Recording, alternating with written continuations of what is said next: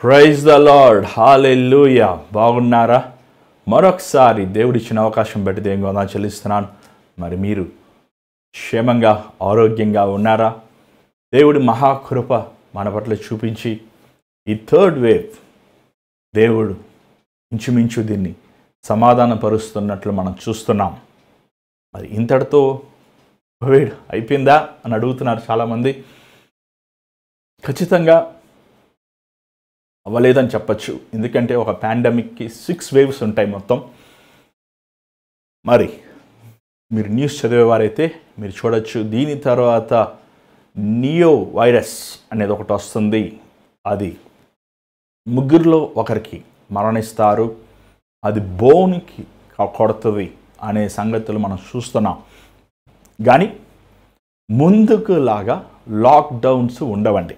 ఎందుకంటే ఇప్పటికే countries economies అన్నీ డౌన్ అయిపోయాయి. కాబట్టి పోయేవాళ్ళు పోతుంటారు, బతికే వాళ్ళు బతుకుతారు. అంతా ప్రభు చిత్తానుసారంగా నెరవేరుతుంది. ఏమైనప్పటికీ ప్రభు యందు ఆశ్రయించిన బిడ్డల్ని దేవుడు కాపాడతాడు. ఆ ఐగుప్తు దేశములో 10 తెగుళ్ళు పంపించారు. ఒక తెగులకే మనం అల్లాడిపోతున్నాం. ఏమండి, ఆలోచించారు ఒక్కసారి? ఈ కోవిడ్ దానికే మనం అల్లాడిపోతున్నాం. అలాగ 10 తెగుళ్ళు దేవుడు పంపించారు. కానీ ఇశ్రాయేలు ప్రజలకి ఏ హాని జరగలేదు. నిజంగా దేవుడు తన నమ్ముకున్న బిడ్డల్ని కాపాడుతాడు. తన యందు విశ్వాసం ఉంచిన వారిని దేవుడు కాపాడుతాడు. గాఢాంధకారపు లోయలో నువ్వు సంచరించినను నీకే అపాయము నీకు జరగదు అనే వాగ్దానాన్ని దేవుడు తన నమ్మిన వారిని తన యందు విశ్వాసం ఉంచి తన చిత్తములు జీవించే బిడ్డల్ని దేవుడు కాపాడతాడు. మరి ఈరోజు దేవుని వాక్యం వినటానికి సిద్ధంగా ఉన్నారా? We welcome you all to the hour of prayer. ఈ ప్రార్థన గడియకు మేము ఆహ్వానిస్తున్నాం. మరి మీరు మీ కుటుంబం ఈ కార్యక్రమాన్ని వీక్షించండి.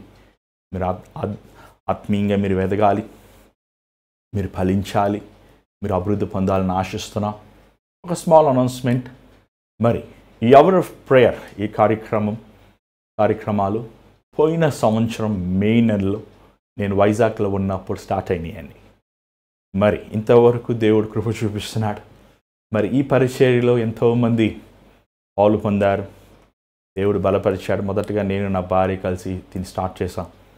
కానీ ఇప్పుడు బైబిల్ చదువుతానికి ఒక తమ్ముడు మనటోరికి వచ్చాడు. ఆ తమ్ముడికి దేవుడు ఈ అవర్ ఆఫ్ ప్రేయర్ కార్యక్రమాల ద్వారంగా సహాయం చేస్తున్నప్పుడు దేవుడు ఒక మంచి స్థిరమైన ఉద్యోగం ఇచ్చాడు. దాన్ని బట్టి ఆ ఉద్యోగం నిమిత్తముగా తాను ఈ కార్యక్రమంలో బైబిల్ చదువుతానికి, మరి బైబిల్ చదువుతాం మాత్రం కాదండి, ఇక్కడ దీని కెమెరా వెనకాల ల్యాప్టాప్ ఉంటుంది. ల్యాప్టాప్ దగ్గర మళ్ళీ వెనకాల ఏమండి కొన్ని ఎక్విప్మెంట్స్ ఉంటాయి. అవన్నీ టెక్నికల్ ఎక్విప్మెంట్స్, అవన్నీ కూడా మేము నేర్పిస్తాం. లైటింగ్స్, కెమెరా అవన్నీ కూడా నేర్పిస్తానికి సిద్ధంగా ఉన్నాం. ఎవరైనా సరే రక్షించబడి ఉండాలి, బాప్తిజం తీసుకుని ఉండాలి, ఖచ్చితంగా బ్రదర్స్ అయి ఉండాలి. మరి హైదరాబాదు ప్రాంతంలో ప్రతిరోజు సాయంకాలం దేవుని పరిచర్యలో పాలు పొందాలని ఆశ ఉన్నవారు మరి మీరు స్క్రీన్ మీద కనిపిస్తున్న నెంబర్కి వాట్సాప్ చేయొచ్చు. అంటే ఇది ఏముంటుంది, జనరల్గా ఎలా ఉంటుందంటే అండి, ఇది ఈ లైవ్ ఎక్విప్మెంట్ సెటప్ చేస్తాం. అదే సమయంలో బైబుల్ రీడింగ్ మీరు చదువుతాం. ఆల్మోస్ట్ లైక్ ఎవ్రీథింగ్ ఒక పర్సన్ చేయొచ్చు. మరి ఈ పరిచర్యలో ఎవరైనా మీరు ఇంట్రెస్టెడ్గా ఉంటే కూడా మీరు రావచ్చు. మీ ఇంట్రెస్ట్ తెలియపరచండి. ఎందుకు బ్రదర్స్ అని ఎందుకు చెప్తున్నామంటే ఈవినింగ్ టైమ్స్ కొన్ని ఆడ్ టైమ్స్ ఉంటుంది కాబట్టి, మరి సహోదరులు అయితే సిస్టర్స్కి అయితే అది కన్వీనియంట్గా ఉండదు. కాబట్టి దేవుని నామములో ప్రభువుని ప్రేమను ఎరిగిన వారు ఈ పరిచర్యలో పాలు పొందాలని ఆశించేవారు రావచ్చు. చాలామంది అడుగుతున్నారు, జీతాలు వస్తాయా అని అడుగుతారు. మరి నాకు ఇంతవరకు నా భార్య కాకుండా 2 సహోదరులు వచ్చారు. 2 సహోదరులకి ఉద్యోగాలు లేవు యాక్చువల్గా అవర్ ఆఫ్ ప్రేయర్ తర్వాత.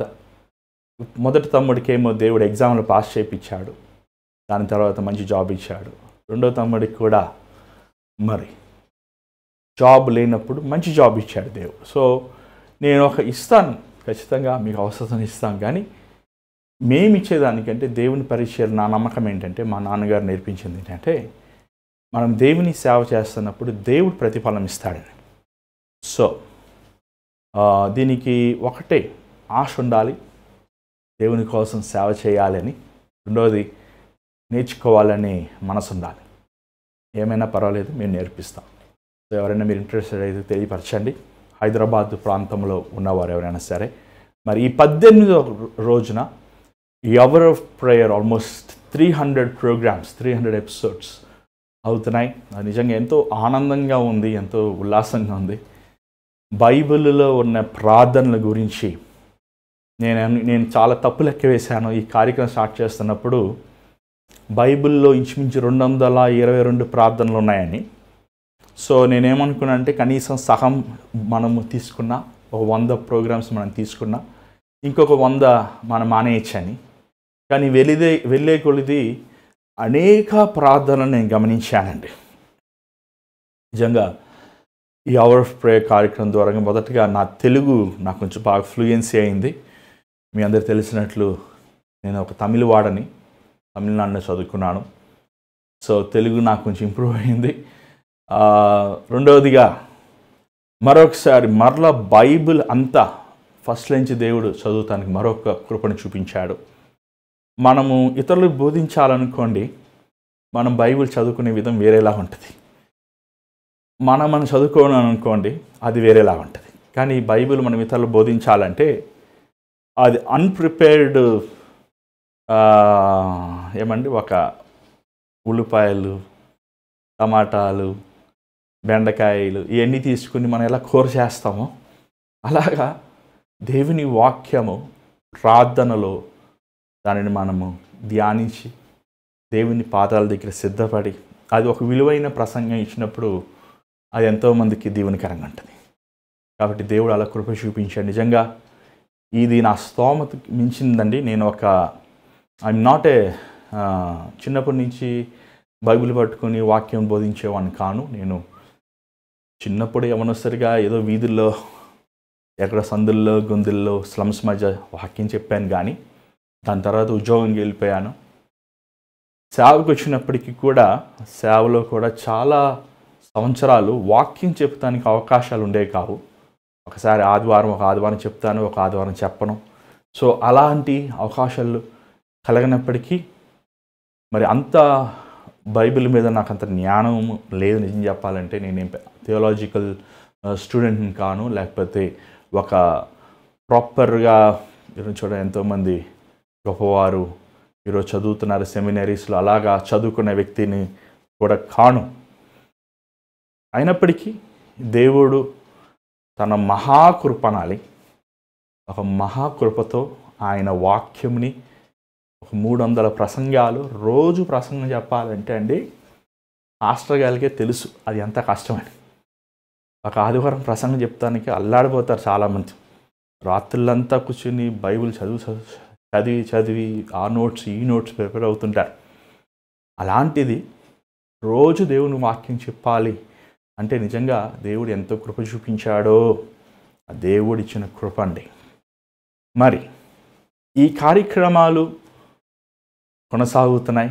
ఇది కొనసాగించాలా, లేకపోతే దేవుడే ఈ కార్యక్రమాలు ఆపుతున్నాడా అనేది కూడా నాకు ఆలోచనలో ఉన్నాను. ఎందుకంటే ఒక పని ఆగిపోతుందంటే, కొంతమంది సహాయకులు వెనక్కి వెళ్తున్నారంటే, మనకి సిచ్యువేషన్స్ అనుకూలంగా లేవంటే మనం పోరాడ అవసరం లేదండి. ఎందుకంటే దేవుని చిత్తములో చేసిన పని దేవుని సహాయం కుదురు కాదన్నారు జార్జ్ ముల్లర్ గారు అనుకుంటున్నాను. ఆ దేవుని చిత్తంలో ఉన్న పని మనకు సమకూరుతుంటాయి.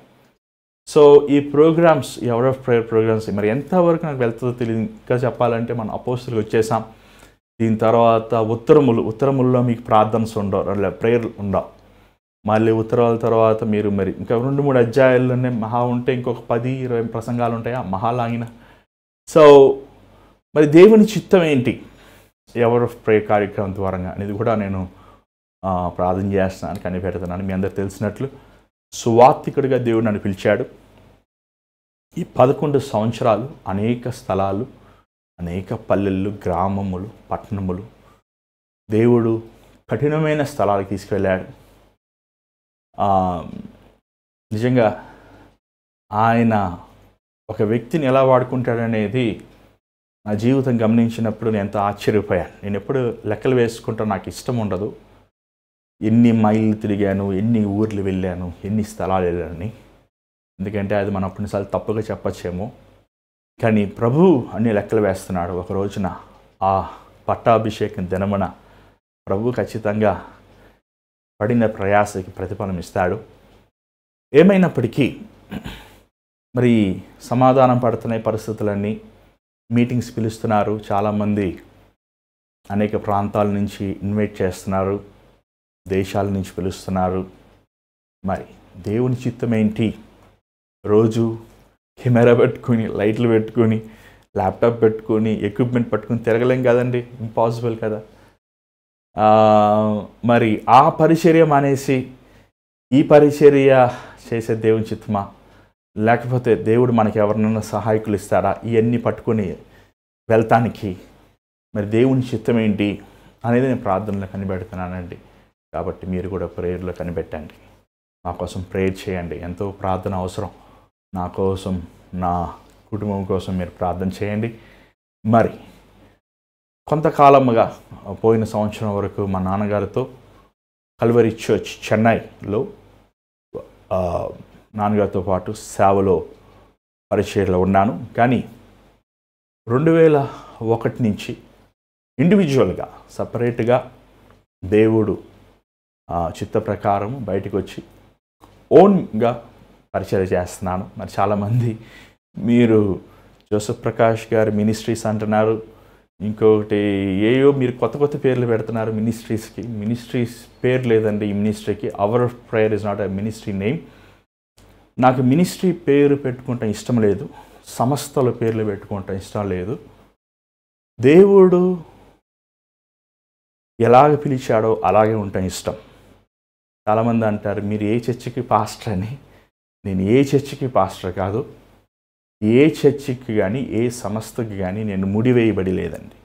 ఒక దేవుడు వ్యక్తిగతంగా పిలిచాడు,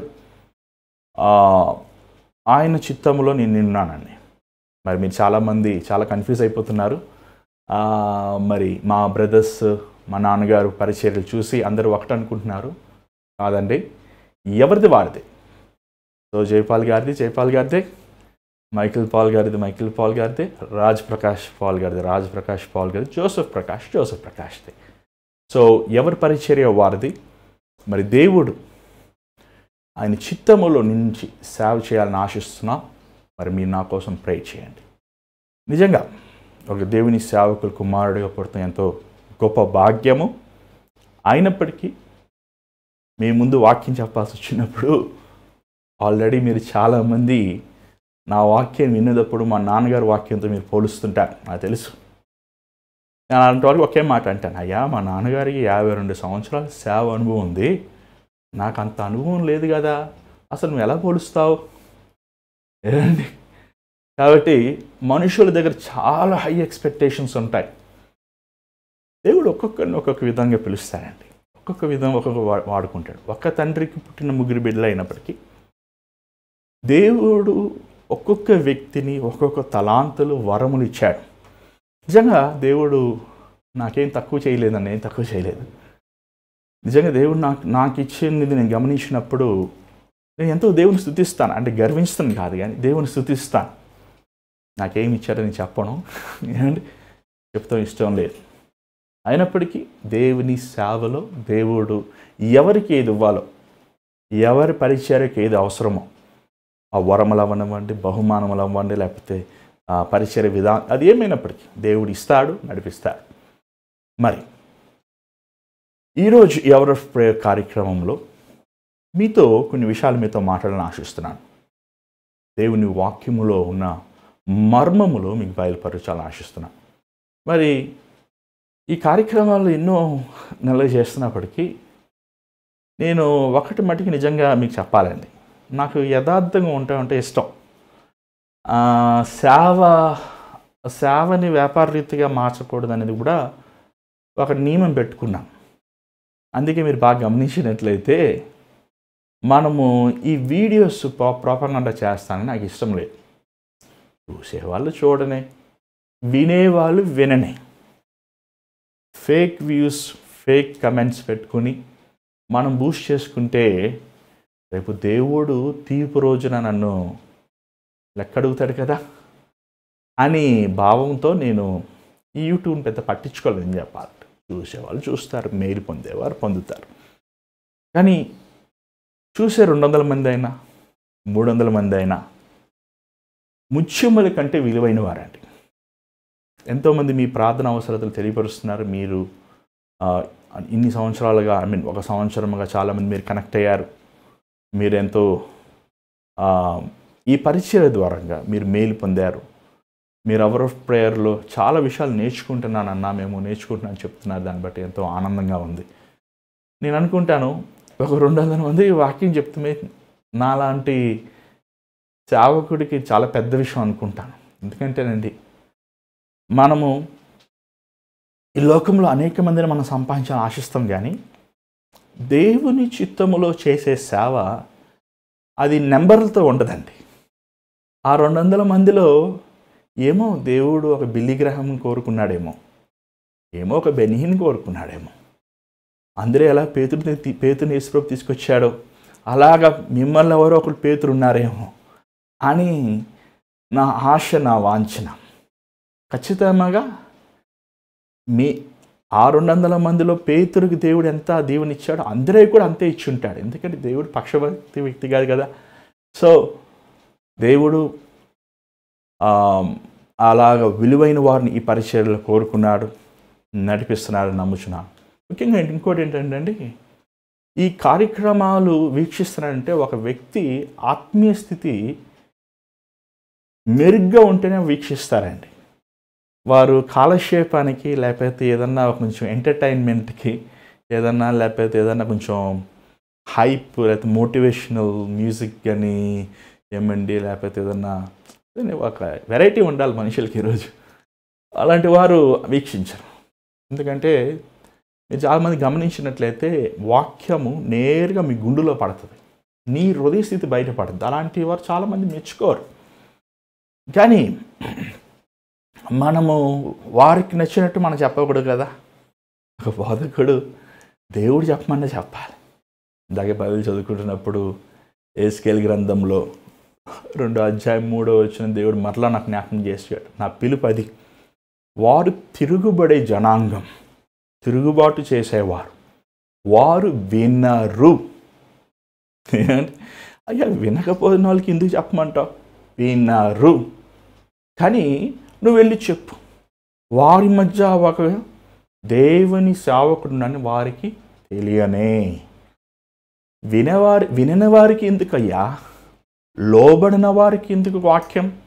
తిరుగుబాటు చేసేవారికి ఎందుకు వాక్యం? భ్రష్టత్వములో కొనసాగే వారికి ఎందుకు వాక్యం అని మనం అనుకుంటుంటాం. కానీ ప్రభు ఏమో మరి నాకు తెలియదు, మరి నాకేం తెలుసు, నేనేం దేవుని కాదు కదా. ప్రభు తలంపులన్నీ నాకెట తెలిస్తే? ప్రభు ఏ చెప్తాడో అది తెలుస్తుంది అంతే. మరి ప్రభు ఒక్కొక్కరు ఒక్కొక్క విధంగా కోరుకుంటాడండి. ఒక్కొక్కరిని ఒక్కొక్క విధముగా ఏర్పరుచుతారు. ఒక్కొక్కరిని ఒక్కొక్క విధముగా ప్రభు తన సేవకి పిలుస్తాడు. కాబట్టి మీరు ప్రార్థన చేయండి. మరి ఎన్నో కఠినమైన దినములు మన ఎదుట మట్టుకు నాకు బాగా ఆత్మలో నేను గ్రహించగలుగుతున్నానండి. భయంకరమైన దినములు ఎన్నడూ మానవుడి జీవితంలో ఎదురు చూడని భయంకరమైన దినములు మన ఎదుట ఉన్నాయి. నేను ఈ భయపెడతానికి ఈ మాటలు మాట్లాడతలేదు. దేవుని ఆత్మ ద్వారంగా దేవుని ఆత్మ పరిశుద్ధాత్మను మనం హెచ్చరిస్తాడండి. దేవుని రాకడ అతి చాలా సమీపంలో ఉందండి. దేవుని రాకడ త్వరలోనే ఉంది.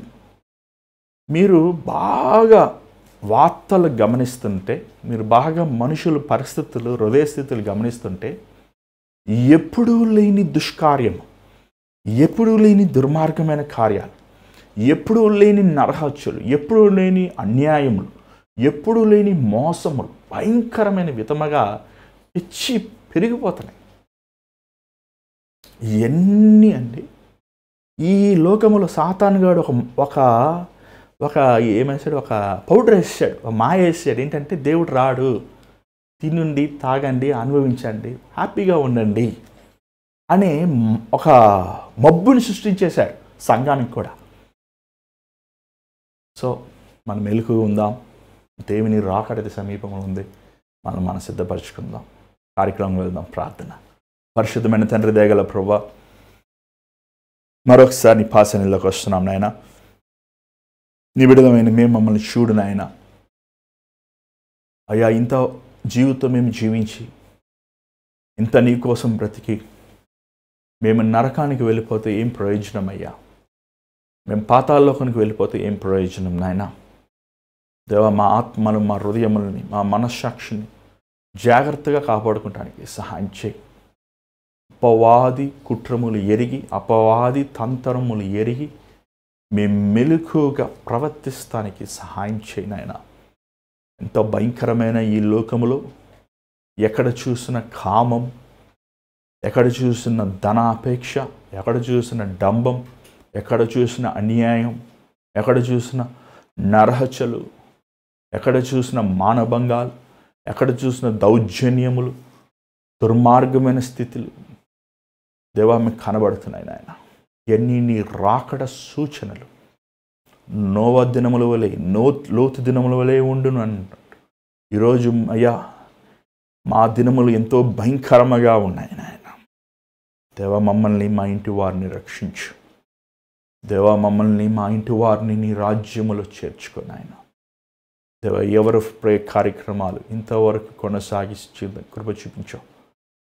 నాకు శక్తి లేదు ప్రభువా, నాకు సామర్థ్యం లేదు, నేను వాక్యం చెప్పలేను నాయన, నాకు జ్ఞానము లేదు ప్రభువా, నేను వెర్రివాడని ప్రభువా అన్ని సన్నిధిలో ఏడ్చినప్పుడు ప్రభువా నన్ను నీ ప్రజల ముందు నిలబెట్టుకున్నావయ్యా. నీ మాటలు నా నోట్లో పెట్టావయ్యా. నాలాంటి వెర్రివాడని, బలహీనను కోరుకున్నావయ్యా. తండ్రి, నువ్వు అప్పచెప్పిన ఈ పని చివరి వరకు ముగిస్తానికి కావాల్సిన శక్తిని నాకు దయచేయి. ఈ కార్యక్రమములో నీ ఆత్మాభిషేకంని దయచేయి. నీ సిలువ చాట నన్ను మరుగుపరచు. నువ్వే మా దిక్కు, నువ్వే మా అండ, నువ్వే మా నిరీక్షణ, నువ్వే మా సర్వమునైనా. ఈ సమయంలో నువ్వు మహిమపరచబడమని యేసు నామములో అడుగుచున్నాం తండ్రి, ఆమేన్. మరి ఈరోజు అపోస్తలుల గ్రంథం 16వ అధ్యాయము, అపోస్తలుల గ్రంథం 16వ అధ్యాయము 16వ వచనం చదువుకుందాం.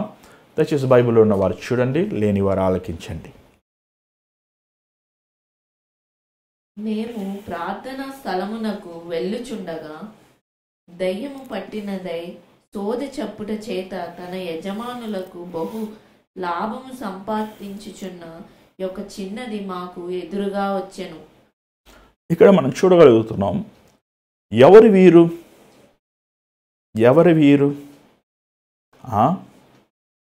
ఎవరండి వీరు? పౌలు, సైలస్. వీరిద్దరూ ప్రార్థనకి వెళ్తున్నారు, ప్రార్థన చేసుకుంటానికి. ప్రార్థన చేసుకుంటే ఎక్కడికి వెళ్ళాలి? సూపర్ మార్కెట్కి వెళ్తాం, ఫ్రెండ్స్ ఇంటికి వెళ్తాం, ఆఫీస్కి వెళ్తాం, స్కూల్కి వెళ్తాం, గుట్లకి వెళ్తాం, ఇంకేదేనికి వెళ్తామండి? టైంపాస్కి వెళ్తాం, బీచ్లకి వెళ్తాం, పార్కులకి వెళ్తాం, సినిమా హాల్కి వెళ్తాం. ప్రార్థన చేసుకుంటానికి చర్చిలకి వెళ్తాం. మళ్ళీ ఆదివారం ప్రార్థన చేసుకోవడానికి వెళ్తున్నారేంటి వీళ్ళు? ఇంట్లో చేసుకోవచ్చు కదా ప్రార్థన. శిష్యులండి, వారు ఒక మంచి అలవాటు వారిలో మనం గమనించవచ్చు. పరిశుద్ధాత్మతో నింపబడ్డాక పేతురు అవనమండి, పేతురుతో పాటు ఉన్నవారు అవనమండి, శిష్యులందరూ వారు మందిరమునికి వెళ్ళి ప్రార్థన చేశారు. మనకులాగా ఆదివారం కాదు, ప్రతిరోజు విడవకుండా వీలుంటే 2 సార్లు, వీలుంటే 3 సార్లు మందిరానికి వెళ్ళి ప్రార్థించారు.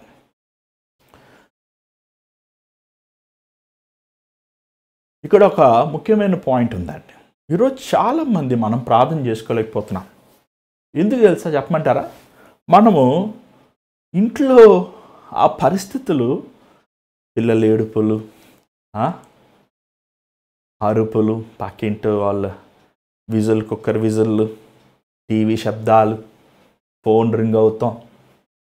చెప్పండి, మనం ఎన్నిసార్లు ప్రయత్నం చేసినా మళ్ళీ అంతలోకి తలుపు కొట్టి భోజనం రెడీ రండి అంటే వెళ్ళిపోతామన్నమాట. కానీ అదే మనం అన్నీ మర్చిపోయి కావాలని మన సెల్ ఫోన్ కూడా ఇంట్లో పెట్టేసి మందిరానికి వెళ్ళి ప్రార్థన చేసినప్పుడు అండి, నువ్వు వెళ్ళినప్పుడు ఒక పిల్లిలాగా వెళ్ళినప్పటికీ నువ్వు వచ్చేటప్పుడు ఒక సింహంలాగా వస్తావు. ప్రార్థన శక్తి అనేది సమయముతో ముడిపడి లేదు.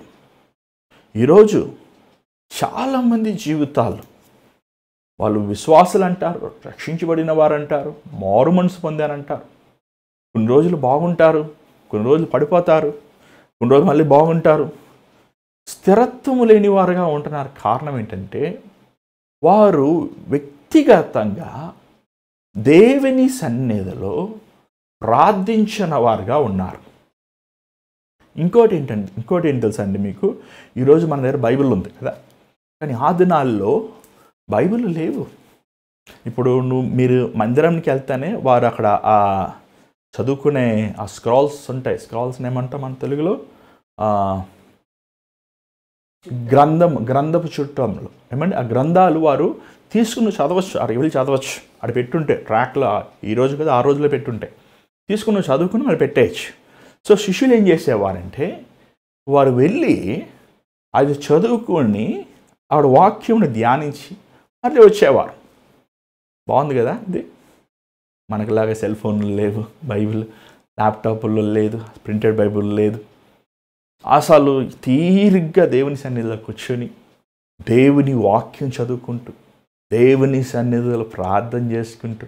ఇంకోటి మీకు తెలుసా అండి, మందిరంలో ఈరోజు మనం మాట్లాడినట్టు మాట్లాడకూడదు. అసలు సమస్య లేదు.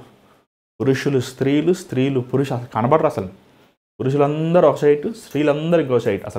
అసలు ఈరోజు మందిరాల్లో వాట్సాప్లు చేసుకుంటారు. మందిరంలో అబ్బాయిలు అమ్మాయిలు పక్కన కూర్చొని సగం బట్టలు వేసుకొని గంతులు వేస్తున్నారు. ఇది అలా కాదు, అది కాదు.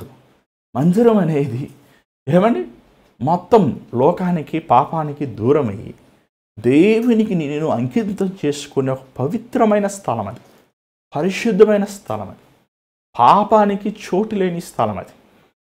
ఇప్పుడు చూసినట్లయితే వీరు ఈ మందిరాన్ని ప్రార్థన చేసుకోవడానికి వెళ్తున్నప్పుడు ఇక్కడ ఒక బానిసరాలైన స్త్రీకి ఒక దురాత్మ పట్టిందంట.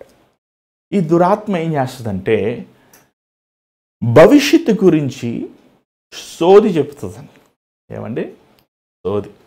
చాలాసార్లు మనము మా చెన్నై ప్రాంతంలో బీచ్ ఉండేది. మరి ఇక్కడ హైదరాబాద్లో బీచ్ ఎక్కడుంది? బీచ్ లేదు హైదరాబాద్లో. చెన్నై ప్రాంతంలో బీచ్ ఉండేది. బీచ్ దగ్గర కూర్చున్నాం అనుకోండి, అక్కడ 2 చిలకలు పట్టుకుని వస్తారు. మీకేమైనా చెప్పమంటారా, మీకేం చెప్పమంటారా? అమ్మ వద్దమ్మా, వెళ్ళిపోమ్మా. ఏంటి చెప్పేది? నీ చేయి చూపి. ఈ రేఖలు సరిలేవు, ఆ రేఖలు సరిలేవు. నేను అడిగాను ఒక ఆమె, అమ్మ ఇన్ని చెప్తున్నావు, మరి నువ్వేందమ్మా ఇలా 10 రూపాయల కోసం ఎంత మాట్లాడుతున్నావు అడిగాను. కాదమ్మా, నువ్వు నీకు అన్నీ ఏ రేఖలు సరిలేవు, ఏది సరిలేదు, ఏది బాగుందో ఏది బాగోలేదో నీకు అన్నీ తెలుసు కదా. మరి నీ జీవితం ఏంటి చెప్పు? ఆ 10 రూపాయల కోసం, ఆ 50 రూపాయల కోసం అలా ఎండలో ఏంది తెలుసు? ఏంటమ్మా నువ్వు చెప్పమ్మా అంటే ఏం నవ్వింది. యేసు ప్రభు నమ్ముకో అమ్మా, నీ తలరాతి ఎలా ఉన్నప్పటికీ దానిని దీవించేవాడు, నీ శాపం అంతా కొట్టేసి నీ బ్రతుకుని ఆశీర్వదించేవాడన్న. ఏమండి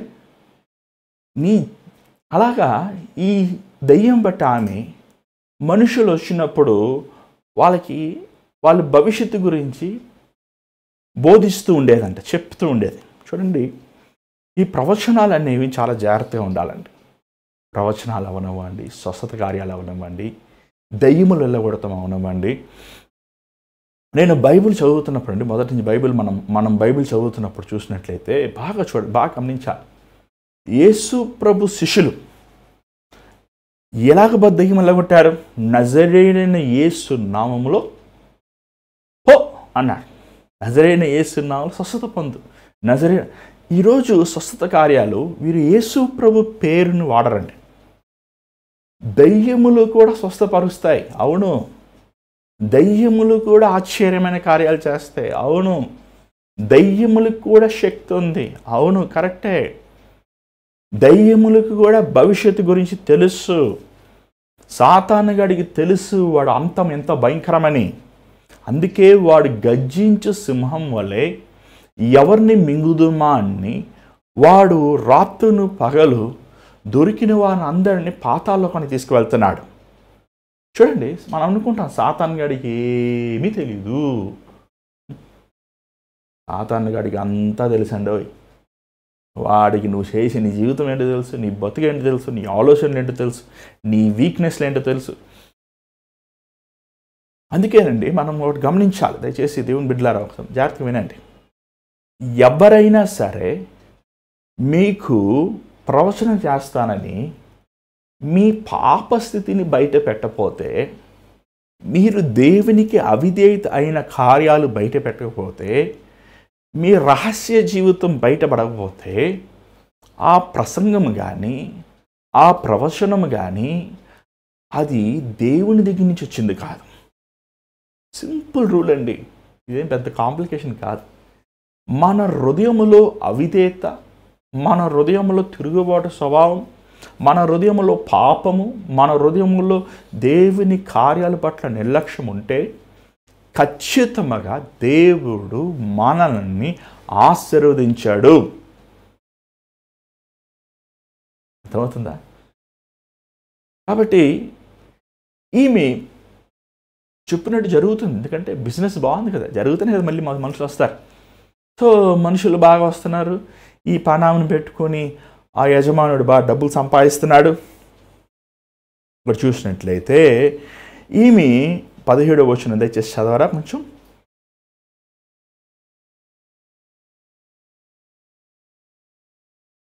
యా, 17వ వచనం చదవండి. ఆమె పౌలును మమ్మును వెంబడించి, ఈ మనుషులు సర్వోన్నతుడైన దేవుని దాసులు, వీరు మీకు రక్షణ మార్గము ప్రచురించు వారై ఉన్నారని కేకలు వేసి చెప్పాను. ఏంటంట? పౌలు శీలలు వీరు ఆ దయ్యం జోలికి వెళ్ళలేదు. ఎందుకంటే ఒకటి, ఆకున్న ఊరు వారు, అక్కడున్న ఏమండి ఆ యజమానుడు, ఈవెన్ ఆ దయ్యం పట్టిన ఆమె కూడా వారికి ఇష్టం లేదు. ఏది ఇష్టం లేదు? యేసు ప్రభు అంటే ఇష్టం లేదు. యేసు ప్రభు ఇచ్చే విడుదల ఇష్టం లేదు. యేసు ప్రభు సువార్త వారికి ఇష్టం లేదు. చూడండి, దేవుడు ఎవరిని బలవంతంగా స్వస్థపరచడు. చాలామంది అంటారు, ఏం పాస్టర్ గారు మీరందరూ ఇంత హీలింగ్ చేస్తున్నారంటే వెళ్ళి హాస్పిటల్లో ఉన్న వాళ్ళందరూ హీలింగ్ చేసేచ్చు కదా, మీరు ఎందుకు మీరు గవర్నమెంట్ హాస్పిటల్కి వెళ్ళి అందరినీ తీసుకొచ్చేసుకోవచ్చు కదా, అంత హీలింగ్ గిఫ్ట్ ఉంటే ఆ స్టేజ్ మీద ఎందుకు అరుస్తున్నారు మీరు? చూడండి, ఒక పద్ధతి ఉంది దేనికైనా. యేసు ప్రభు దగ్గరికి వచ్చి అయ్యా మమ్మల్ని స్వస్థపరచు అనే వారికి స్వస్థపరిచాడు దేవుడు. ఎవరికి పెడితే వారు స్వస్థపరచలేదు. ఎవరికి పెడితే వారిని ఏమని ప్రభువు బాగు చేయలేదు. స్వస్థత అనేది దేవుడు ఎవరైతే అడిగారో, మనము ఆ కానాను స్త్రీ చూస్తున్నాం, తన కుమార్తె కోసం వేడుకుంది. ఆ శతాధిపతి మనం చూస్తున్నాం, తన పనివాడి కోసం వేడుకున్నాడు. అలాగా వేడుకున్న వారిని దేవుడు స్వస్థపరిచాడు, కానీ అందరిని స్వస్థపరచలేదు. కానీ అలాగే వీళ్ళు దాని జోలికి వెళ్ళలేదు అసలు. కానీ సాతాను వీళ్ళు జోలికి వస్తుంది. ఏమని చెప్తుందంట? వీళ్ళు చదవండి 17వ వచనం. 17వ వచనం చదవండి దయచేసి. 16 అధ్యాయం 17వ వచనం. ఆమె పౌలును మమ్మును వెంబడించి, ఈ మనుషులు సర్వోన్నతుడైన దేవుని దాసులు, వీరు మీకు రక్షణ మార్గము ప్రచురించు వారై ఉన్నారని కేకలు వేసి చెప్పాను. ఏంటంట? వీరిని వెంబడించి, అమ్మో వీరు సర్వోన్నతుడైన దేవుని కుమారులయ్యా, వీరు దేవుని బిడ్డలయ్యా, వీరు దేవుని సేవకులయ్యా, వీరు రక్షణ మార్గము. ఏ మార్గం అండి? రక్షించే మార్గము, పరలోక మార్గము. నిరంతరమైన దేవుని మార్గము, ప్రభు మార్గము. ఇక్కడ చూసినట్లయితే ప్రభు మార్గముని వీరు బోధించుచు, ప్రకటించుచు, వీరు అనేక మంది రక్షించేవారు. చూడండి, సాతాను గడికి బాగా తెలుసు అండి. మన జీవితంలో చాలాసార్లు నన్ను చాలామంది ప్రార్థన అడుగుతుంటారు. సార్, ఒక తమ్ముడు ఇచ్చాడు, యవనస్తుడు, 16 సంవత్సరాలు 17 సంవత్సరాలు అంతే ఉంటుంది ఆ తమ్ముడికి. అన్నా నేను చచ్చిపోతానన్నా. ఎందుకయ్యా అన్న? నా సమాధానం లేదన్నా. అన్ని విషయంలో నేను కోల్పోయాను. ఎడ్యుకేషన్లో పోయింది, నన్ను ఇంట్లో వెళ్ళేశారు, నా పరువు పోయింది, నన్ను ఊరు బయట వెళ్ళేశారు, నన్ను చీప్గా, చాలా చీప్గా నన్ను చూస్తున్నారన్నా. ఎందుకన్నా నా జీవితం ఏది సాధించలేదన్నా. ఆ తమ్ముడు ఎంతో బాధతో ఆ మాటలు చెప్తున్నప్పుడు దేవుడు అంటున్నాడు, ఈ బిడ్డను నేను కోరుకున్నాను. ఏంటి ప్రభా, నువ్వు కోరుకుంటే ఈ బిడ్డ 10th పాస్ అవ్వాలి కదా, నువ్వు కోరుకుంటే అందరు గౌరవించాలి కదా, నువ్వు కోరుకుంటే ఈ బిడ్డ ఒక పాటికి ఏం ప్రభా, యోసేపు ఆశీర్వదించబడినట్టు అన్ని విషయంలో ఆశీర్వదించబడాలి కదా, ఎందుకు అవ్వలేదు? అది ఇంత ఎన్ని వదిలేయమంటున్నాడు, చచ్చిపోతాను అంటున్నాడు. మళ్ళీ నేనన్నాడు, చచ్చిపోతాను అంటే దెయ్యమండి, అది 100% నో డౌట్. నేను చచ్చిపోతాను, లేకపోతే నేను చంపేసి నేను చచ్చిపోతాను. అది ప్యూర్ సాతానుగాడే మాట్లాడతాడు. ఏ మనిషి ఆ మాట మాట్లాడు, దేవుడు అసలే మాట్లాడు. దెయ్యం, అది 100% దెయ్యం. సో ప్రార్థన చేస్తున్నప్పుడు దేవుడు బయలుపరిచింది ఏంటంటే, ఇతను ఒక గొప్ప సేవకుడు అవుతాడు. ఒకరోజు సాతాను తలకాయని సాతాను పట్టుకుని చెత్త కొడతాడు, వీడు అనేక మందిని రక్షిస్తాడు. అది సాతానుగాడు ముందే ఎరిగి వీడిని లేకుండా, వీడిని జీవించనివ్వకుండా, వీడిని చంపాలని, వీడిని నాశనం చేయాలని ట్రై చేస్తున్నాడని సంగతి దేవుడు బయలుపరిచినప్పుడు నాకెంతో ఆశ్చర్యం వేసిందండి. నిజంగా మన జీవితంలో చాలాసార్లు మనం ఓడిపోతుంటాం.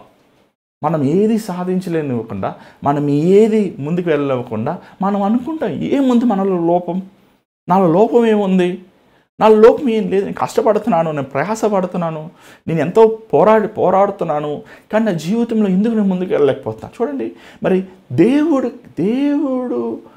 అది ఉద్దేశం కాదు. అయినప్పటికీ కొన్నిసార్లు దేవుడు సాతాను చేతుల్లో మనల్ని నలుగుతానికి అనుమతిస్తాడండి. యోబును అనుమతించినట్లు మనల్ని అనుమతిస్తాడు. ఎందుకంటే అండి, మనం సాతాను చేతుల్లో నలిగినప్పుడు మనం వాడి మీద ఏం పెట్టుకుంటాం తెలుసా? పగ పెట్టుకో, సాతాను పెట్టుకో పగ. నన్ను చంపుతావరా సాతాను, నిన్ను చంపుతాను చూడను, నువ్వు నా ప్రాణాన్ని తెస్తావా, చూడు నీ ప్రాణాన్ని నేను తెస్తాను చెప్పు, నీ చేతిలో ఉన్న మనుషులందరినీ నేను విడుదల చేస్తానని చెప్పు, నువ్వు నా ప్రాంతంలో ఉన్న వారిని నువ్వు చేతిలో పెట్టుకున్నావా, నేను వాడిని ప్రభు కోసం రక్షిస్తానని చెప్పు. అర్థమవుతుందా మీకు? అది సాతానుగాడు అనేక సార్లు చూడండి, విజయం ప్రభుదే, there is no doubt about it. The victory belongs to the lord. విజయం దేవుడిదే. నువ్వు ఎన్ని శోధన ద్వారా వెళ్ళు, ఎన్ని పరిస్థితుల ద్వారా వెళ్ళు, నువ్వు ఎన్ని మార్గముల్లో వెళ్ళు, నువ్వు పడిపో, నువ్వు కూలిపో, నువ్వు నాశనం అయిపో, అనుకో, దావీదు అవ్వలేదా? చెప్పండి, అసలు దావీదు ఎదుర్కోలేని సమస్య ఉందా? ఫస్ట్ సమస్య వాళ్ళ నాన్న వెళ్ళేసాడు, అన్నోళ్ళు వెళ్ళేసాడు, మామ వెళ్ళేసాడు, భార్య వెళ్ళేసాడు, స్నేహితులు లేరు, సొంతవారు లేరు. సరే, అంతా దేవుడికి సమాధానం పరిచాడంటే మళ్ళీ సాతానుడు కొట్టి మళ్ళీ భయంకరమైన వ్యభిచారం పాపలను పడేశాడు. తన జీవితంలో ఎన్ని దెబ్బలు, ఎన్ని అవమానాలు, ఎన్ని నిందలు, ఎంత సిగ్గు, ఎంత అసలు ఇంకొకరైతే మనసాక్షి ఉన్న వ్యక్తి అయితే అసలు బతికుండేవాడు, ఉరికి చచ్చిపోయాడు. తన సొంత కుమారుడు తన మీద తిరగబడ్డాడు. ఇంకొక కుమార్తెను మానభంగం చేశాడు. అసలు ఎంత భయంకరమైపోయింది. కానీ యేసుప్రభు ఎందుకు దావీదు కుమారుడిని పిలువబడ్డాడు? ఎందుకు పిలువబడ్డాడు చెప్పండి? తను సరిచేసుకున్నాడు కాబట్టి, తను సరిదిద్దుకున్నాడు కాబట్టి, తను అనేక పోరాటముల్లో కూడా తన విశ్వాసముని కాపాడుకున్నాడు కాబట్టి, దేవుని చేతిలో శిక్షను అనుభవిస్తానికి కూడా సిద్ధపడ్డాడు కాబట్టి. చూడండి, మనం ఒకరోజు భక్తులు అయిపోయాం, మనం బైబిల్ పట్టుకొని నేను పాస్టర్ గారిని నేను వైట్ షర్ట్ వేసేసుకొని, లేకపోతే మన వైట్ బట్టలు వేసేసుకొని, నేను పాస్టర్ జోసఫ్ ప్రకాష్ గారిని, నేను పాస్టర్ అండి, నేను చాలా దేశాలు వెళ్ళానండి, నేను పెద్ద పెద్ద సేవకునండి అని డబ్బా కొట్టుకోవడం కాదు. మనం ఎంతగా సాతాను ద్వారంగా మనం శోధించబడతాము. దేవుడు శోధించడండి ఎప్పుడు.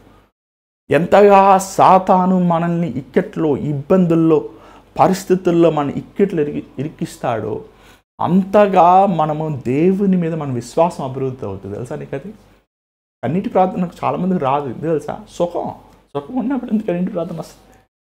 అన్ని పరిస్థితులు నీకు విరోధం అయిపోయినప్పుడు, అన్ని స్థితిగతులు నీకు విరోధం అయిపోయినప్పుడు, మనుషులు నిన్ను అపాసించినప్పుడు, మనుషులు నిన్ను ఎగతాళి చేసినప్పుడు, పరిస్థితులన్నీ అయోమయం అయిపోతున్నప్పుడు ఏమంటే నీకు తెలియకుండా నీకు గుండె విరిగిపోతుంది, విరిగిపోవాలి. చూడండి, యేసు ప్రభు మన గుండెలో ఉండాలంటే, యేసు ప్రభు మన హృదయంలో ఉండాలంటే, యేసు ప్రభు మన జీవితంలో ఉండాలంటే ఫస్ట్ మన హృదయంలో ఉన్న మన బంధువులు బయటికి పోవాలి. అంతే. నాన్న, అమ్మ, అక్క, చెల్లి, అన్న, తమ్ముడు, భార్య, బిడ్డలు. రెండోది, నువ్వు ప్రేమిస్తున్న ఉద్యోగం. మూడోది, నువ్వు ప్రేమిస్తున్న ఆస్తులు, పాస్తులు.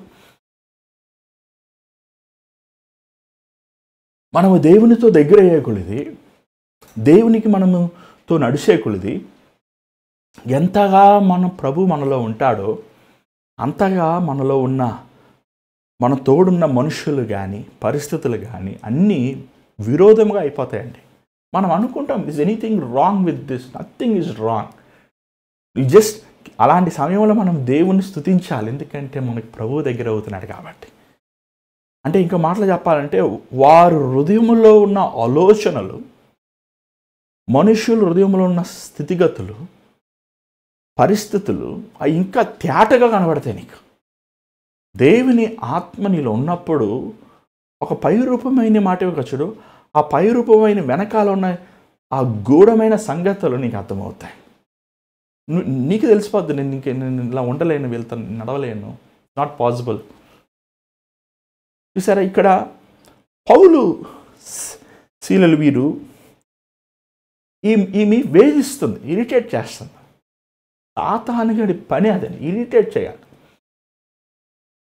కొడతలేదు, తిడతలేదు, కానీ ఏం చేస్తుంది? అరుస్తుంది.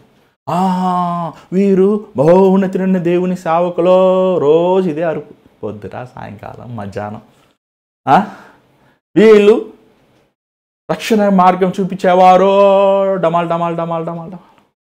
యేసుప్రభు ఉన్నప్పుడు అలాగే అరిచింది దెయ్యాలు. చూడండి, మత్తయి సువార్త 8వ అధ్యాయం, మత్తయి సువార్త 8వ అధ్యాయం 24వ వచనం చూడండి ఒకసారి, 28వ వచనం చూడండి ఒకసారి.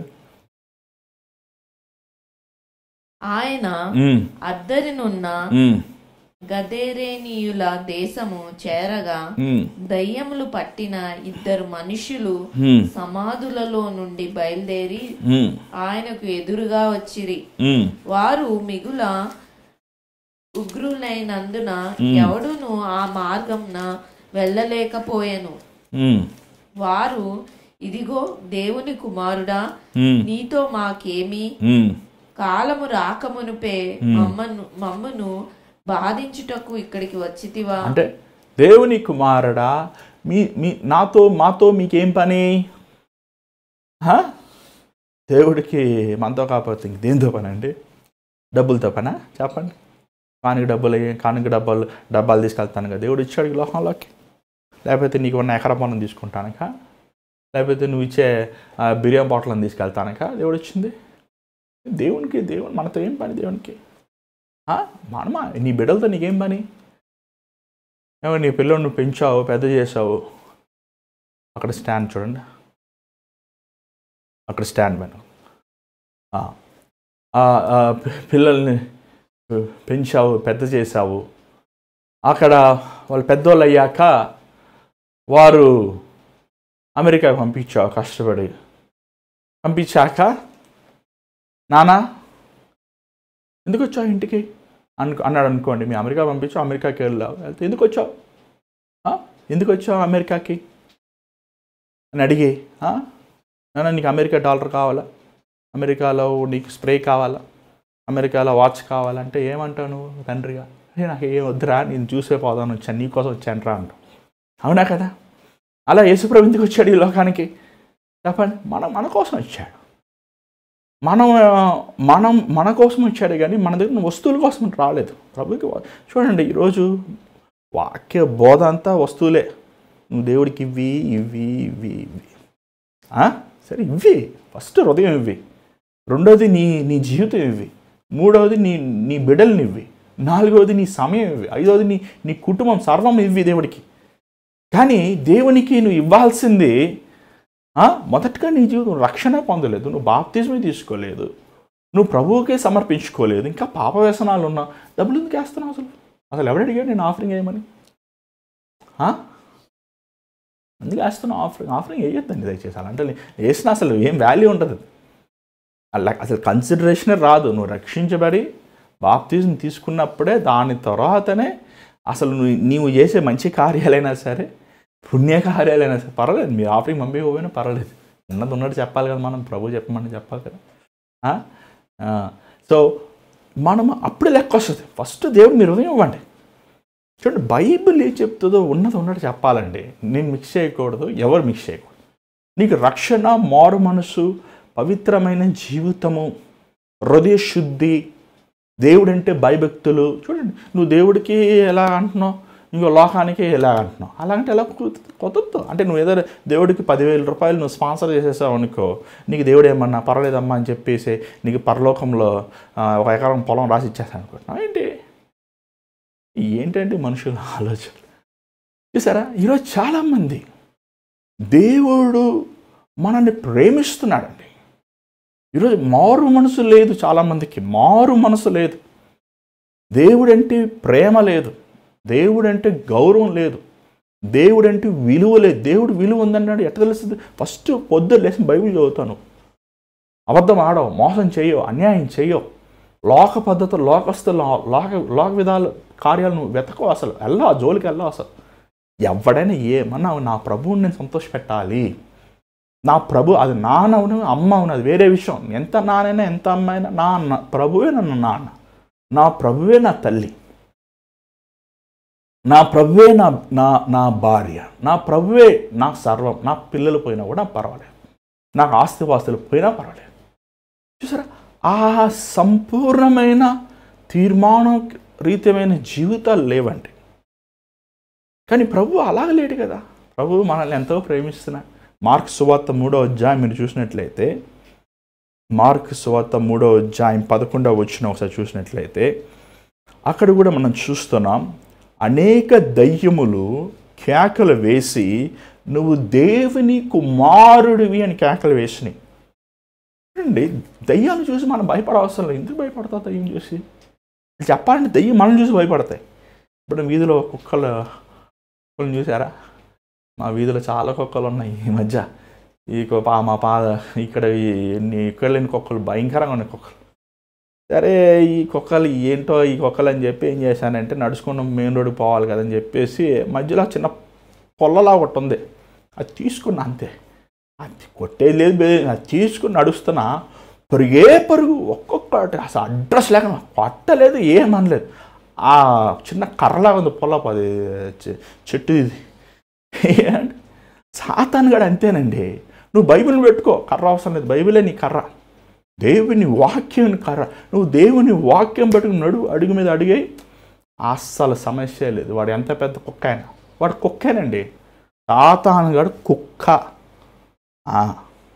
కుక్క వచ్చింది, పాస్టర్ గారండి నల్ల రూపం కనబడిందండి.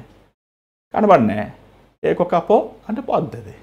పాస్టర్ గారండి ఏదో రూపం వచ్చేసిందండి, ప్రార్థన చేయండి పాస్టర్ గారండి, మా ఇంటికి వచ్చి నూనె రాసి బాగా ఇల్లంతా శుభ్రం చేయండి పాస్టర్ గారండి. ఎందుకండి భయపడతారు? మీ ఇంట్లోకి వీధికి పిచ్చికొక్క వచ్చిందని చెప్పి అమెరికాలో ఉన్న నీ కూతురికి ఫోన్ చేసి చెప్తావా? ఊళ్ళో ఉన్న అందరికి పిచ్చికొక్క వచ్చింది చెప్తావా? అది పిచ్చికొక్క సాతానగాడు. పోరా అంటే పోతుంది. దానికి మనం భయపడకూడదు. వాడు ఏమి చేయలేడండి అసలు. బుద్ధి చెప్తున్నాను. తాతబడి శక్తిలో ఉన్నవాడిని, తాయిత శక్తిలో వాడండి, మోసపరిచే ఆత్మ, అవి ఎంత విగ్రహం, అది ఎంత దానికి అది ఆ ప్రభావం ఉన్నప్పటికీ దానికి 1,00,000,000 రెట్లు శక్తివంతమైనవాడు మన ప్రభు. దేవుని చేతిలో ఉన్నప్పుడు, దేవుని వాక్యమును నువ్వు చదువుతున్నప్పుడు నువ్వు అసలు ముట్టవండి, అసలు అవి ముట్టవు. ఈరోజు ఎందుకు మన కుటుంబాల్లో మన పిల్లలకు దయ్యాలు, ఎందుకు మన జీవితంలో సాతాన శక్తులు, ఎందుకు రాత్రులు పడుకుంటే దయ్యాల కలలు? ఎందుకంటే నువ్వు దేవుని వాక్యం చదవవు, నీ మనసాక్షి పరిశుద్ధంగా కాపాడుకోవు, నీ ఆలోచన, నీ ధ్యాస అంతా డబ్బే, చేసే ఎన్ని దౌర్జన్యమైన పనులే. మరలా సాతాను రాకుండా మరి ఏమొస్తాయి? బెల్లం కొట్టులో ఈగలు ఉంటాయి. పాప ఆ కొట్టు బ్రాండ్ చూసి వచ్చింది ఏంటి, అది కొల్లారెడ్డి స్వీట్స్ అని చెప్పేసి ఆ బోర్డు చూసుకుని అబ్బో అని చెప్పి లైట్లు బాగున్నాయి, అక్కడ ఏసీ ఉంది, ఆడ ఫ్యాన్ ఉంది, అబ్బో ఇక్కడ భలే కలర్ బల్బ్. అది ఎందుకు వచ్చింది? అది ఆ బెల్లం ముఖం కోసం వచ్చింది అంతే. సాతాను గారు నీ దగ్గరకు వస్తున్నాడంటే నీలో పాపం ఉందన్నమాట, నీలో తిరుగుబాటు స్వభావం ఉందన్నమాట, నీలో అవిధేయత ఉందన్నమాట, నీలో భ్రష్టత్వం ఉందన్నమాట, నీలో అపవాది క్రియలు ఉన్నాయన్నమాట. ఎన్నిటిని మనం చూడాలి, ఎన్ని మనం గమనించాలి, ఎన్ని మనము సరిచేసుకోవాలి, సరిదిద్దుకోవాలి. చూసినట్లయితే పౌలు అపోస్తుల గ్రంథంలో మనం చూసినట్లయితే ముగించుకుందాం. అపోస్తుల గ్రంథంలో పౌలు ఏం చేశాడు చూడండి. 18వ వచనం చదవండి దయచేసి. 16వ అధ్యాయము 18వ వచనం. ఆమె ఈలాగు అనేక దినములు చేయుచుండెను గనుక పౌలు వ్యాకులపడి దాని వైపు తిరిగి, నీవు ఈమెని వదిలిపొమ్మని యేసుక్రీస్తు నామమున ఆజ్ఞాపించుచున్నానని ఆ దయ్యంతో చెప్పెను. వెంటనే అది ఆమెను వదిలిపోయెను. సూపర్ అండి పౌలు, నాకు చాలా ఇష్టం. ఎందుకంటే పౌలు ఇష్టం. అసలు మీరు బైబిల్ బాగా చదివినట్లయితే పౌలు కానీ పేతురు కానీ శిష్యులు కానీ వారి స్వస్థపరిచే విధం బ్యూటిఫుల్. ఏమండి, ఇప్పుడు ఒక నియమం అని ఉంటుంది కదా మనకి, ఒక సేవకుడు నియమం ఉంటుంది, పరిశుద్ధాత్మ నామములో పో అంటావేంటి, పరిశుద్ధాత్మ నామములో పొమ్మంటాం ఏంటండి బాబు, నాకు అర్థం కావట్లేదు. పరిశుద్ధాత్మలను పో అంటావేంటి? పరిశుద్ధాత్మని ఎక్కడ రాయలేదు. అక్కడ ఏమనింది? యేసుక్రీస్తు నామములో నేను నిన్ను ఆజ్ఞాపిస్తున్నా, I'm command you in the name of Jesus Christ. పరిశుద్ధాత్మని ఏమంటే ప్రేయర్ అంటారేంటని నాకు అర్థం కాదు. చూడండి, పరిశుద్ధాత్మతో నింపబడ్డాడు పౌలు పరిశుద్ధాత్మతో నింపబడి యేసు నామం చెప్తున్నాడు. చూడండి, ఇది సాతానుగాడు బాగా కుయుక్తి. నేను చాలా దెయ్యాలలో పడతానండి. నాకు ఒక సైన్ మీకు చెప్తాను వినండి. దెయ్యాలలో పోయినప్పుడు యేసుప్రభు అమ్మ అనుమా అని చెప్పమ్మా, యేసుప్రభా నా హృదయం రా అనలేదు. దయ్యం సమస్య లేదు. అయ్యా పోలేదయ్యా, మళ్ళీ రాయ్యా, ప్రార్థన చేద్దాం. యేసుప్రభా నా హృదయం రాయ్యా, నా పాపం తీసాయ్యా, పోయిందయ్యా, ఇంకా రాద్ది.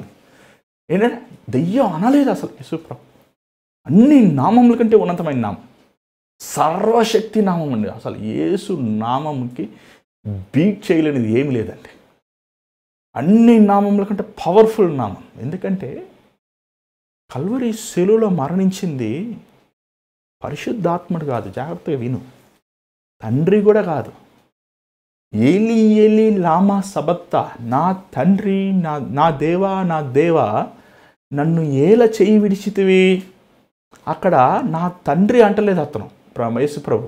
ఏమంటున్నాడు యేసుప్రభు? నా దేవా అంటున్నాడు. అంటే బైబిల్లో ఎక్కడా యేసుప్రభు దేవా అని పిలవలేదు, ఆయన తండ్రిని పిలిచాడు. కానీ సిలువ దగ్గర ఆయన మన పాపముల కోసము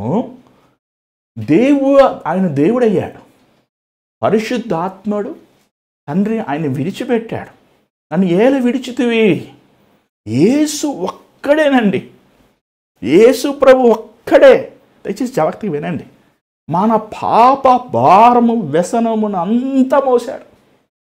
ఏ పాపము లేని యేసు ప్రభు రక్తము ఒక్కటేనండి మనల్ని శుద్ధిని చేసేది, మనల్ని బాగు చేసేది. యెషయా గ్రంథం 55వ అధ్యాయం రాయబడి ఉంది 5వ వచనంలో, ఆయన పొందిన గాయముల ద్వారంగా ఎవరు పొందిన గాయాలు? పరిశుద్ధాత్మ గాయాలు పొందలేదే, తండ్రి గాయం పొందలేదే. యేసు ప్రభు పొందిన గాయముల ద్వారంగా మనకి స్వస్థత ఉంది. మన అపరాధములు, మన దోషములు ఆయన మీద మోపి, మన వ్యసనములు ఆయన భరించి, ఆయన మీదున్న సమాధానం, ఎవరి సమాధానం? యేసయ్య మీదున్న సమాధానము మన. ఇంకా మాటలు చెప్పాలంటే చూడండి, ఆబ్వియస్లీ పరిశుద్ధాత్ముడు దేవుడే. I'm not against the God of Holy Spirit. ఎంతో విలువైన వాడు. ఈరోజు చులకన చేసి పడేశారు చాలామంది. ఆబ్వియస్లీ తండ్రి కూడా దేవుడే, there is no doubt about it. But there is something you have to know proper way. మనం ప్రార్థించినప్పుడు, దయ్యం వెళ్ళగొట్టాల్సి వచ్చినప్పుడు, మనము అనారోగ్యం, చూడు, యేసు నామం అన్ని నామముల కంటే ఉన్నతమైనది. యేసు నామం, యేసయ్యా. నువ్వు యేసయ్యా అంటున్నావంటే నువ్వు నీలో పరిశుద్ధాత్ముడు ఉన్నాడు కాబట్టే నువ్వు అంటున్నావు యేసయ్య దేవుడని. లేకపోతే నువ్వు అనలేవు, తెలుసా నీకు అది? నువ్వు యేసయ్య దేవుడు అంటున్నావంటే పరిశుద్ధాత్మ నీలో ఉన్నాడు కాబట్టే. పక్క వాళ్ళు అనలేకపోతున్నారే? వాళ్ళు లేదు, దేవుని ఆత్మ లేదు. సో ఇక్కడ చూసినట్లయితే యేసు నామములో వెళ్ళా, అక్కడ అంటున్నాడు, బతుకులాడతలేదు దయ్యాన్ని, వెళ్ళా, ఐ కమాండ్ యూ లీవ్.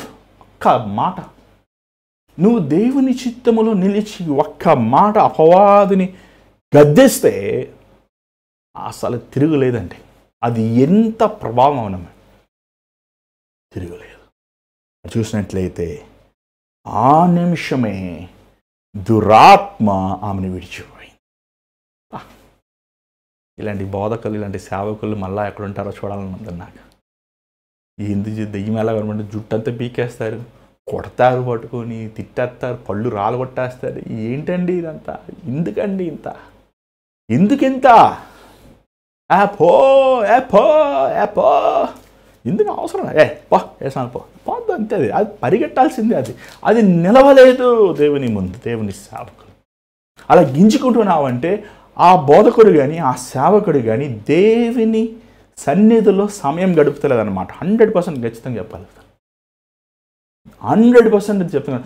దేవుని నేను చాలా కూడికల్లో గమనించాను ఏంటంటే, చెయ్యి కూడా పెట్టవసరం లేదండి. No need to keep the hand. మనం ఆరాధన అయ్యాక, వాక్యం చెప్పాక, ఆల్టర్ కాల్లో ప్రార్థన చేస్తున్నప్పుడే నజరేయుడైన యేసు నామములో ప్రతి దురాత్మ శక్తులు ఉన్నవారందరూ పాలదొరుతున్నాను ప్రార్థిస్తేనే పోతాయి. అసలు ఇంకా మరలా రావి. చాలామంది ఎన్నో మంది సాక్షులు చెప్తారు, విన్నాను. అది మన డబ్బా కొట్టుకుని నాకు ఇష్టం లేదు. ఎందుకంటే చేసింది ప్రభు కార్యం. అది డిఫాల్ట్గా జరుగుతాయి. మనం అది ఎవరు చేసిన, నేనేం కదా, ఏ బోధకుడు చేసినా జరుగుతాయి. ఎందుకంటే శక్తి ప్రభుది. ఈరోజు నీ జీవితంలో ఏంటి నీ సమస్య? అపవాది క్రియల ద్వారా నువ్వు ముడివేయబడ్డా ఉన్నావా? అపవాది కార్యముల ద్వారా నువ్వు కట్టబడి ఉన్నావా? ప్రార్థించు. ఎందుకు చూసారా, వారు వెళ్ళి మందిరానికి వెళ్ళి ప్రార్థిస్తున్నారు, మందిరానికి వెళ్ళి దేవుని వాక్యం చదువుతున్నారు. ఏమొచ్చింది? ఏమి రాలేదన్నాడు.